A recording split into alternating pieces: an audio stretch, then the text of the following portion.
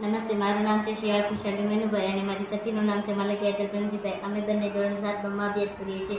અમે બંને એક પ્રયોગ લઈને આવ્યા છીએ. અમારા પ્રયોગનું નામ છે એસિડ અને બેઝ. હવે આ લાલ અને ભૂરું લિટમસ પત્ર પહેલી કસનાળીમાં નાખીએ છીએ. ભૂરા પર કોઈ અસર થતી નથી. લાલ ભૂરું થાય છે, તેનાથી ખબર પડે છે કે પહેલી કસનાળીમાં જે પદાર્થ છે તે બેઝ છે. અમે બીજી કસનાળીમાં નાખીએ છીએ. લાલ પર કોઈ અસર થતી નથી.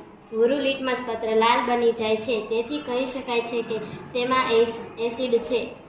કસનાળીમાં નાખીએ છીએ. લાલ અને ભૂરા પર કોઈ અસર થતી નથી. આ ખાંડનું દ્રાવણ છે, તેનાથી કહી શકાય છે કે આ તટસ્થ છે. અમે નાખીએ છીએ. લાલ પર કોઈ અસર થતી નથી. ભૂરું લિટમસ